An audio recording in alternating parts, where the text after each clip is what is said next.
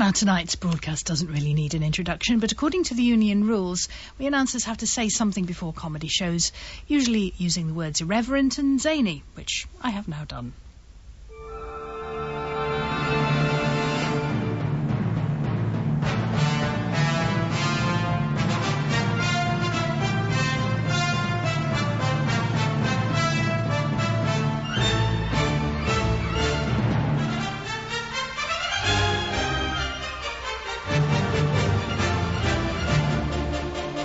Welcome to Concrete Cow, a sketch show made from words and actors.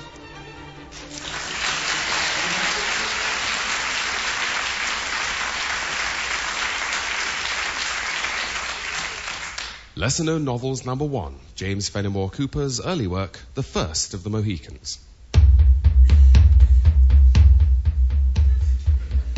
My brothers, we enter this battle with the pale face as one. May the spirit of the eagle and of the bear ride with us. Let us unite under the sky of our forefathers to defend our sacred land from the white settlers. I will lead, with my only son, Hawkeye, by my side. Hold it, drummer. Sorry, Hawkeye, what have you done to your hair? Don't you like it? It's all sticking up in the middle. I know. Took me ages. It's the fashion. It looks stupid. It'll frighten the enemy. Reduce them to laughter, more like. Oh, come on, Dad. Go and wash it out. You look like a parrot. Now, go and get rid of that stupid sticky-up hair before your mother sees it. Oh, Dad. No. No son of mine is going into battle with his hair looking like that. Oh, all right, I'm going. Good. I've never seen anything so ridiculous. Now, drummer. To battle.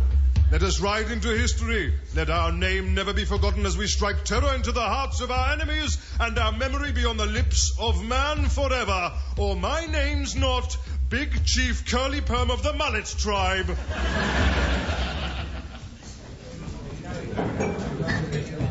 What I don't understand is how Jenny says we never talk, but then whenever I try and engage her in conversation about something, she just doesn't show any interest. Tell me about it. You know, for example, I try and strike up a conversation about a timeless piece of literature, The Lord of the Rings. The ultimate work of good and evil, which practically invented the fantasy genre. Exactly. So I asked her whether she would rather have the ring, the Force, or the powers of Superman. The eternal question. Yeah, but she doesn't even engage with the subject. And when pressed, she went for... Let me guess. Powers of Superman, because he gets the girl, yeah, exactly. So then I argued that you'd be much better off with the ring. What? You'd be much better off with the ring. What? You're nuts. I think you'll find that the ring will beat the Force any day. Correct me if I'm wrong, but the ring would turn you evil.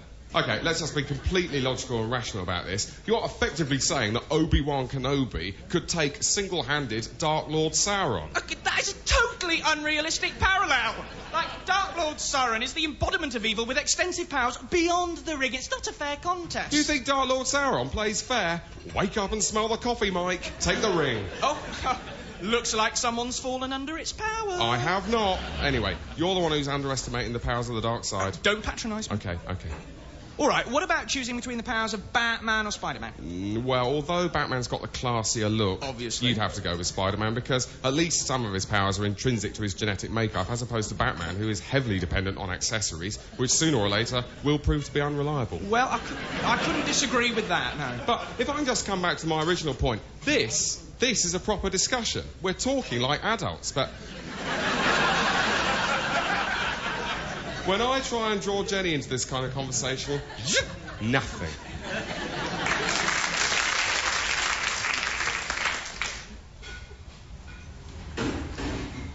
Small coffee, please. Certainly. Espresso, latte or mocha? Latte. Latte! Regular decaf or treble caf twitcher? What? Regular. Regular! Full cream, skimmed or soy? What? Skimmed. Skimmed! Paper, recycled paper or novelty? What's that? Type of cup. You have to choose a type of cup. Look, could we skip this bit? I need, recycled paper. I am in a bit of a hurry. Recycled! Mild, medium or frightful? Mild, medium or frightful what? Oh, your hurry, sir. Is it mild, medium or frightful?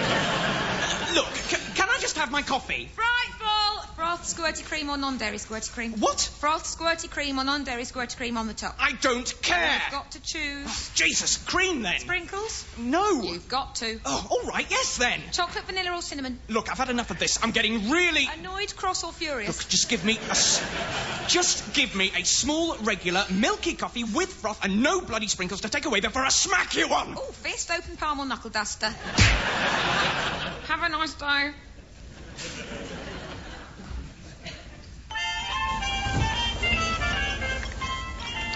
Excuse me. Yes, madam. These eggs, are they free range? Oh, yes. They're very expensive. Do you have any cheaper ones? Well, do you actually care about the chickens? No. Yes, well, just step this way, madam, and let me show you our decidedly dodgy range. Decidedly dodgy. Yes, we've discovered that for every person who wants free-range, organic, fair trade produce, there's someone else who doesn't care at all. Yeah, so, for example, this unfair trade coffee was produced by ill-oppressed, underaged orphans, made to work through the night in hot countries, and when they leave the plant at 5 a.m. for an hour's sleep, we then nick their beans. Yeah, but it's cheap, though. Cheap as chips. Just like this GM soya-enhanced burger, made from a special soya bean, whose DNA has been copyrighted by an American multinational firm, through which litigation has driven the South American tribes who discovered this bean into desperate poverty. Wow, that does sound cheap. Yeah, well, it has to compensate for the part of the burger which is 5% decidedly dodgy beef, which is very, very expensive to produce. Why? Well, it comes from a cow that's been genetically modified to become highly conscious of its own mortality. It sees its relatives being led to their own death and so on. Yeah. And as it sees them being led away, signs are held up around the pen which say, Daisy, you're next. Yeah. Just to heighten its sense of the futility of its existence. Hence the expense. But isn't that excessively cruel? But isn't that excessively cruel? Sorry. Do you wear leather shoes? Yes, I do. And do you drink milk? Yes, I do. You see? Oh, you're right. Yeah. I was very confused, but I'm not anymore. You're right. I do wear leather shoes and I do drink milk. Good. Here's some panda milk. Get it while it lasts. Ooh, sounds yummy. On the house. Oh, you're very kind. No. No, I'm not. Lesser known books number 2, the early work of Alexander Dumas. Ah, jailer, I am King Louis XIV of all France, and I wish to see the prisoner. Oh, Your Majesty, as per your instruction, I have imprisoned the man in the deepest, blackest part of the Bastille. Good, good. Now, I hope, jailer, you received my letter. No one must know of this man's identity, and it was upon these instructions that you should have encased his head in an iron mask. What? His identity was to have been concealed with an iron mask. Ah. An iron mask, you say? That's right. This man is doomed to spend his days locked in the most terrible of devices. Right. I may have, Mon Dieu, what have you done? Well, Your Majesty, when I got your letter, the bottom had been torn. There was a bit missing, so when I got it, I thought it said to conceal his identity with, an iron. An iron? You put the prisoner's head in an iron? Well, to be honest, I thought it was a bit stupid. I tried a number of alternatives. I had his head in a kettle for the first 3 days, then a toaster, and then one of those sandwich makers. But, to be honest, the man in the Breville, it just seemed to arouse more suspicion from the curious. But it looks ridiculous. The image of the iron mask is supposed to be a symbol of oppression and terror. This man with an iron on his head just looks like a very small branched comet. Well, it does the job, Your Majesty. The iron on his head is cumbersome, so he suffers much discomfort. His face is obscured, so none may gaze upon it. And as an extra bonus, he can remove creases without steaming, even at a low setting. Oh. Well, as long as he remains hidden. And so he shall, my liege, with the advantage that should anyone try to rescue him, they'll just think they've stumbled into the laundry room by mistake. Jailer, you have served all France well. And now let us move to the next prisoner, the one I said should be taken from here and imprisoned in the arse end of my mother country. Ah. Yeah, that's the other torn letter. I'm not sure you're going to be quite so keen on this one.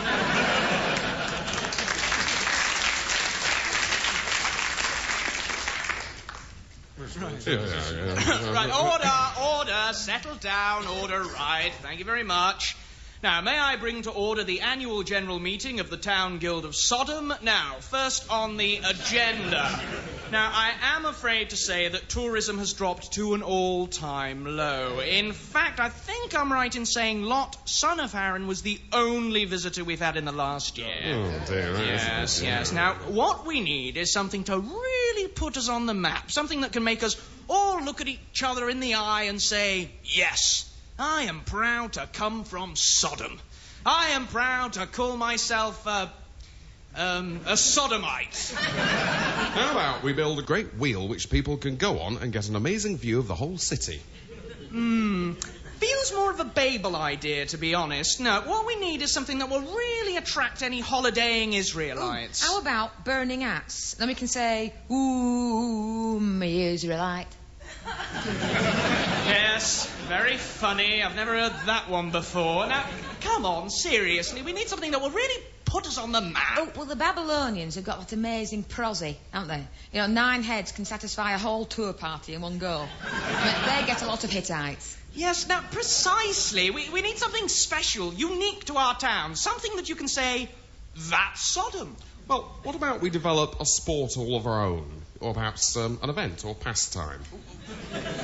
What do you mean, like those mad blokes in Somerset who roll the cheese down the hill every Easter? Yeah, exactly. But what pastime did you have in mind?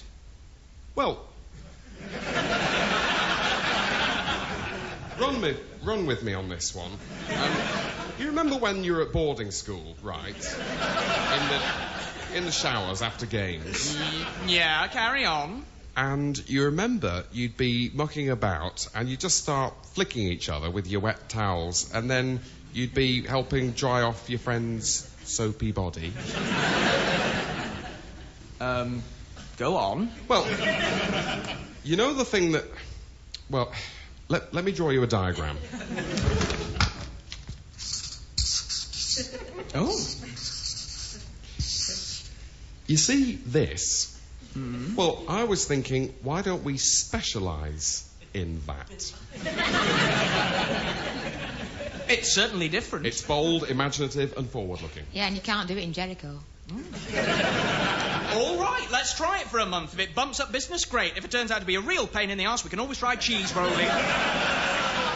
Okay, next item on the agenda, town twinning with Gomorrah. Right, now, can somebody remind me what they do in Gomorrah again?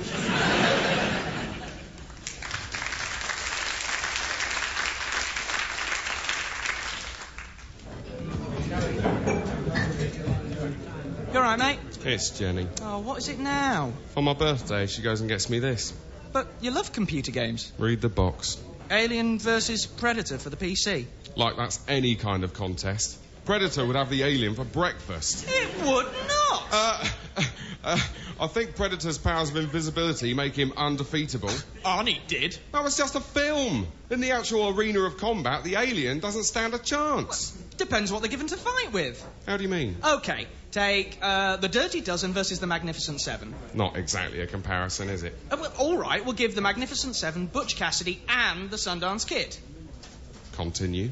Now, think about it. Dirty Dozen's firepower is going to blow away the Magnificent Seven any day of the week. One grenade and it's all over. Exactly, but make it pistols only, and it's a different story. Yeah, but by that logic, the Magnificent Seven could take the 7 samurai, and that's just all wrong. No, it must be right. At the right discipline, anyone could beat anyone else. 7 samurai, great with swords, crap at hopscotch. In this, they must bow to the superior Secret 7. I suppose. Anyway, are you going to play this computer game or not? Might take it back and change it. What for?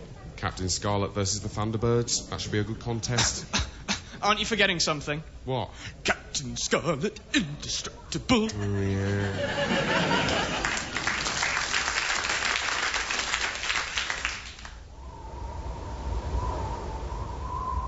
Dear Diary, 8th of February 1912. I do not think we will be able to progress any further. Already we have lost Captain Oates, and the supplies are... Hello? Oh, Carmen Evans. Now, why have you disturbed me? You know I'm writing my diary. It was Wilson and I. We were just wondering if you knew whatever happened to old Captain Oates. He went outside for a walk all those months ago, and there's been no sign of him since. I'm sorry, Evans, but I fear we won't be seeing brave Captain Oates again. Oh, dear. You've thought about trying the internet, of course. Not this bloody internet thing again. Oh, but Captain, you could try and find Oates on this new site everyone's going on about. What site's that, then? You know, PolarExplorersReunited.com. Now, you know I'm no good with all this new technology.